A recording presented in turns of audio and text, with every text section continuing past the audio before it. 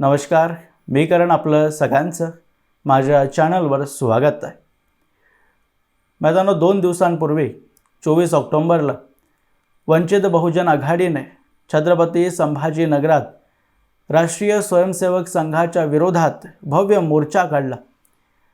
संघ कार्यालयाच्या बाहेर संघाच्या विरोधात घोषणाबाजी करण्यात आली. संविधानाचे फोटोज झळकवण्यात आले आणि संघ ही देशद्रोही संघटना असून तिला बंद केलं पाहिजे आणि संघाच्या विरोधात फक्त शाहू फुले आंबेडकर हीच विचारधारा 2 हात करू शकते हे शब्द प्रकाश आंबेडकरांचे.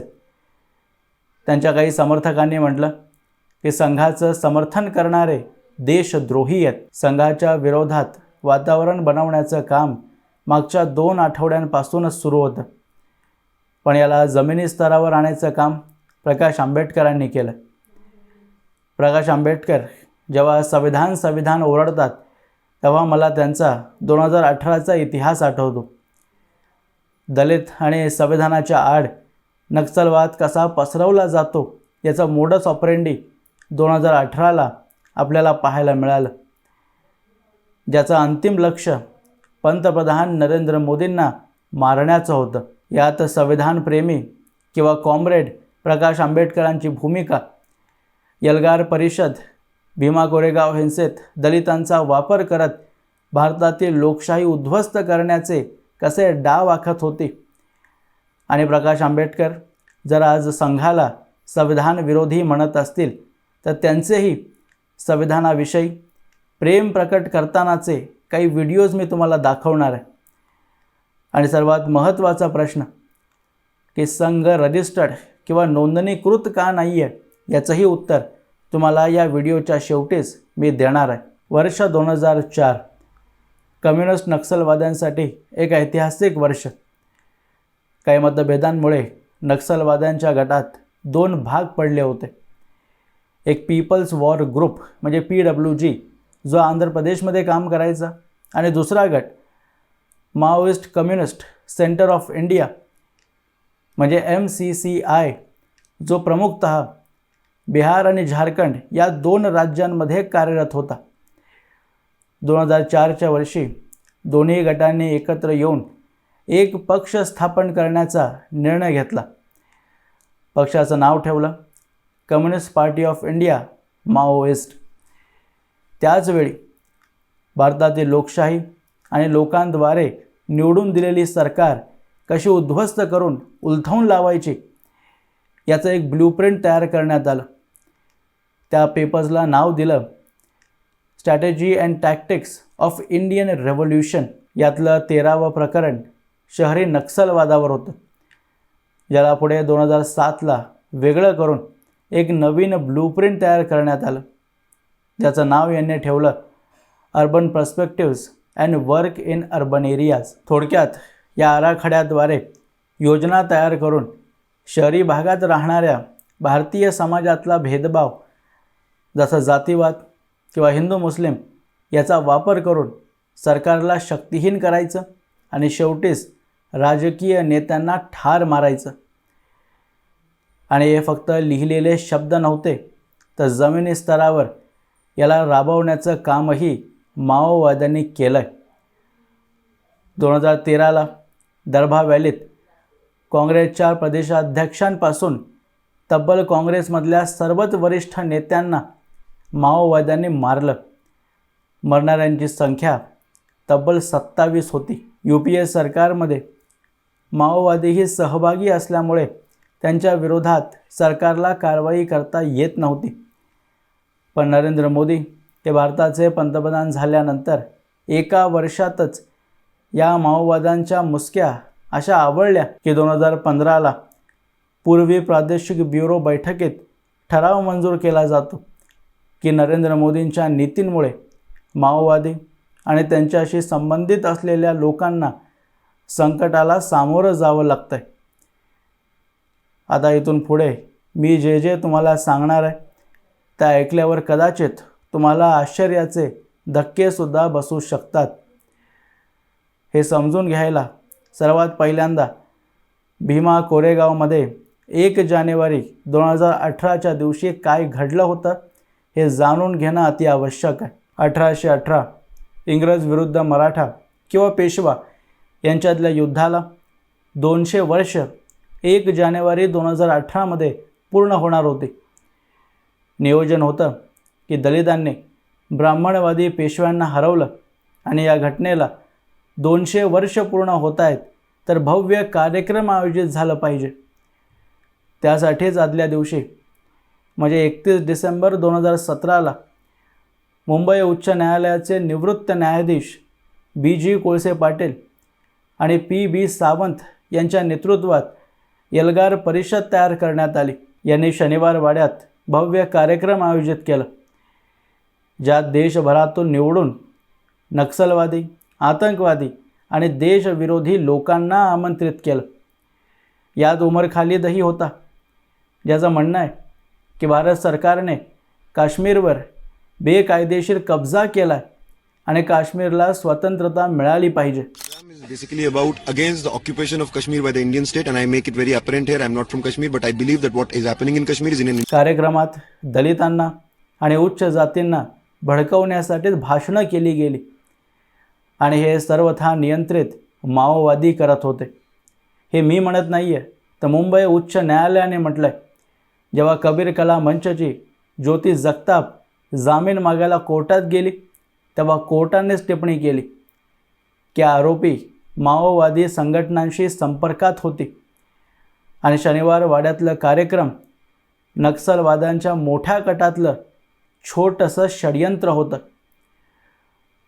माओवाद्यांनी तयार केलेल्या योजनेप्रमाणे 1 जानेवारीला भीमा कोरेगावमध्ये हिंसा भडकली आणि याची बातमी समोर येताच हिंदू संघटनांना देशभरात टार्गेट करायला सुरुवात झाली.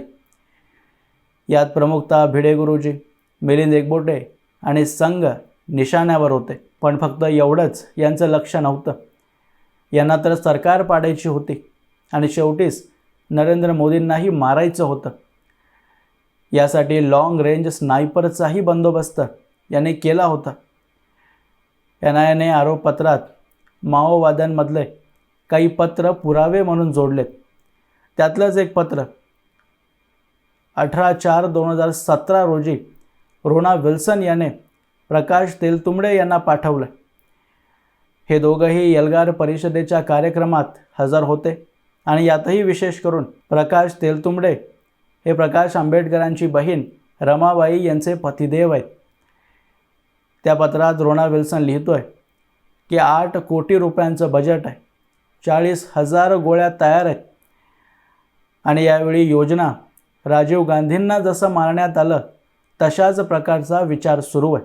आणि ही सर्व योजना 2015च्या त्या ERB बैठकीनंतर 2017ला तयार करण्यात आली आहे. या पत्रात तो हे सुद्धा लिहितोय की हत्येसाठी रोड शो ही चांगली संधी असू शकते. म्हणजे नरेंद्र मोदी निवडणुकीदरम्यान प्रचारासाठी रोड शो जेव्हा करत असतील तेव्हा लॉंग रेंज स्नायपरचा वापर करून त्यांची हत्या करण्यात येऊ शकते.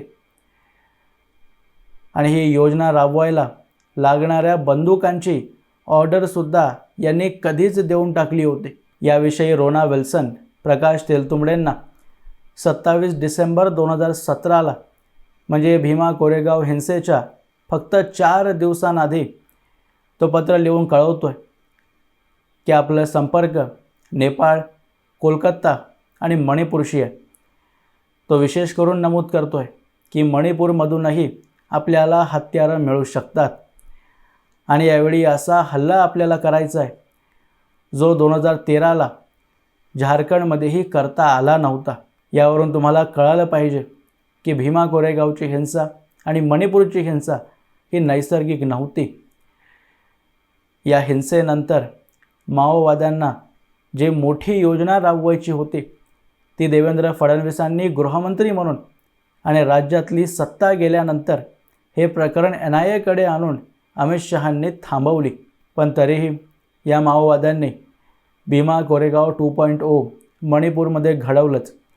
आणि कालच मी एक व्हिडिओ टाकला आहे ज्यात मी तुम्हाला समजावलं की मणिपूरमध्ये नरेंद्र मोदींना मारण्याची योजना कशी तयार करण्यात आली होती, जी रशियामुळे थांबवली गेली. एल्गार परिषदेतल्या तेलतुंबडेंसकट काहींना जामीन मिळाला, पण यांच्यावरले आरोप खोटे सिद्ध झाले नाही आहेत आणि त्यामुळेच यांना भारताबाहेर जाण्यापासून सरकारने बंदी घातलेली आहे. आणि याच प्रकाश तेलतुंबडेंच्या समर्थनात सर्वात पहिल्यांदा त्यावेळी प्रकाश आंबेडकर पुढे आले होते. भारत बंदची घोषणा दिली होती. पण जेव्हा याच प्रकाश आंबेडकरांचं नाव माओवाद्यांच्या पत्रात सापडलं, तेव्हा पत्रकाराला शिव्या देण्यापर्यंत जाऊन पोचले होते. त्यावेळी टाइम्स नावचे अँकर अनंत नरसिंवन यांनी एक पत्र सार्वजनिक केलं होतं. हे पत्र माओवाद्यांच्या सेंट्रल कमिटीचं असून स्क्रोलची रिपोर्टही याची पुष्टी करते, ज्यात रोना विल्सन लिहितोय की कॉम्रेड प्रकाश आंबेडकर यांच्या मजबूत पाठिंब्यामुळे पुढील काही वर्षात देशभरातील अनेक दलित चळवळी एकत्रित करण्याच्या त्यांच्या प्रयत्नांना आम्ही यशस्वी होताना पाहू शकतो आणि दलित संघटनांचा निर्माण होणारा दबाव 2019मध्ये मोदींचा विजय रथ रोखण्यास नक्कीच मदत करेल. या पत्राचा आधार घेत आनंद नरसिंवन प्रकाश आंबेडकरांना प्रश्न विचारतात की तुम्ही माओवादी आहात का? तेव्हा पहिल्यांदा तर माझं नाव त्या पत्रात आहे का, हा प्रश्न प्रकाश आंबेडकर त्यांना विचारतात. तेव्हा नरसिंवन म्हणतात की हो, तुमचं नाव आहे. तेव्हा उत्तर देण्याच्या ऐवजी प्रकाश आंबेडकर वृत्तवाहिनीच्या वरिष्ठांना फोन करून धमकी देतात की हे सरकार 6 महिन्यांनंतर नाही आहे आणि यासोबतच काही अपशब्दांचाही उपयोग करतात. हा व्हिडिओ तुम्ही एकदा पहा. उनसे कहिए इडियटनेस जो है वो बंद करे. सरकार 6 महीने के बाद में नहीं है, मारना है तो उसकी भी हम लोग मार सकते हैं. ये इस पे we can have the whole thing with you. ये मत कहिए उससे कि ये सरकार चलेगी 5 साल के लिए. मैंने कहा ना आपको, उसको कहिए कि इलेक्शन होने दो, उसके बाद में मिलते हैं, उसे कहिए. नहीं बोल रहा हूं, नहीं उसको बोल देना कि किसके नीचे लगे किसे पीछे लगे वो याद नहीं है तुमको. पागल आदमी है, वहां से पाकिट लेके बैठा है वहां पर. हाँ, उसे कह देना कि हम लोग भी उसके पीछे लग सकते हैं. इलेक्शन होने दीजिए, उसके बाद उससे मिलते हैं, हे शब्द आहेत संविधान रक्षक प्रकाश आंबेडकरांचे. पंतप्रधानांना मारू पाहणारे, देशातली लोकशाही संपवून कम्युनिस्ट सरकार आणू पाहणारे, भारतापासून काश्मीर वेगळं करून पाकिस्तानला देऊ पाहणारे, या सर्वांच्या पाठीशी प्रकाश आंबेडकरांना उभं राहताना आपण पाहिलं. पण छत्रपती संभाजी महाराजांचा आदर, त्यांच्या बलिदानाला स्मरण करून औरंगाबादला छत्रपती संभाजीनगर म्हणायला तयार झाले नाही. आणि हाच संविधानप्रेमी प्रकाश आंबेडकरांचा खरा चेहरा आहे, ज्यांना दलितांनीसुद्धा कधीच नाकारलेला आहे. 2019च्या विधानसभा निवडणुकीत 4.5% मतं, 0 जागा. 2024च्या विधानसभा निवडणुकीत 2.2% मतं, 0 जागा. आणि हे BJPचं भवितव्य ठरवत होते की 6 महिन्यानंतर मोदींची सरकार राहणार नाही. 2019 तर जिंकलेच, 2024ची लोकसभा जिंकूनही प्रकाश आंबेडकरांच्या भविष्यवाणीनंतर 2 वेळा नरेंद्र मोदी या देशाचे पंतप्रधान झालेत. हे जे संविधान वाचवण्याच्या बाता मारतात, यांचं खरं संविधान हेच आहे की आपण सत्तेत आलो की गुंडशाही माजवायची, आपण जे म्हणू तेच संविधान असेल. त्यामुळे संघाला बॅन करण्याची भाषा हे लोक करत असतात, कारण यांच्या माओवादी विचारधारेला सगळ्यात मोठं संकट संघाकडूनच आहे. आणि त्यामुळे संघाप्रती लोकांना भ्रमित करायला नेहमी एक प्रश्न यांच्याद्वारे विचारला जातो की राष्ट्रीय स्वयंसेवक संघ ही संघटना नोंदणीकृत का नाही आहे, आणि संघाची नोंदणी नसल्यामुळे कोट्यावधी रुपये संघाकडे येतात आणि त्या पैशांचा वापर देशविरोधी कारवाई करण्यासाठी खर्च केला जातो। सर्वात पहिल्यांदा तर या मूर्खांना एवढीही अक्कल नाही आहे की यात काही सत्यता असती तर मागच्या 60 वर्षांमध्ये काँग्रेसने कारवाई केली नसती। कुठल्याही संघटनेला रजिस्टर तेव्हाच करावं लागतं जेव्हा त्यांच्या नावावर बँक अकाउंट असेल, प्रॉपर्टी असेल किंवा इतर लोकांकडून तुम्ही दान घेत असाल आणि यातलं संघ काहीच करत नाही।